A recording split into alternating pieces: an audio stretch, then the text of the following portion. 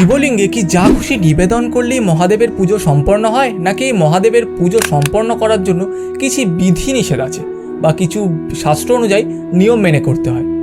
সেরকম বড় কিছু নিয়ম নেই। যদি আমরা দেখি মহাদেব বেলপাতাতে তুষ্ট, তাকে শিবলিঙ্গে গঙ্গা জল বা জল ঢেলে পুজো করা হয়, দুধ, ঘি, মধু, এছাড়া পঞ্চশস্য, এছাড়া ভস্য আরতি করা হয়, বেলপাতা, ধুতরা ফুল, আকন্দর মালা এই সব দিয়ে কিন্তু পুজো করা হয়। কিন্তু মহাদেবের পুজোতে তুলসী পাতা কিন্তু লাগে না। এইটা নিয়ে পৌরাণিক এক কাহিনী আছে, সেটা না হয় পরে কোনো দিন আলোচনা করব। কিন্তু বিশেষ করে যদি দেখি আমরা, পুজো করতে কি মহাদেব কি এই সব জিনিসেই সন্তুষ্ট হয়ে যান, নাকি আরও কিছু দরকার?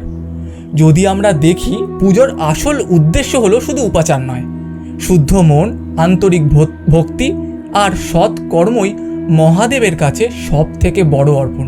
এইগুলোর দ্বারাই কিন্তু মহাদেব সব থেকে বেশি প্রসন্ন হন। হর হর মহাদেব।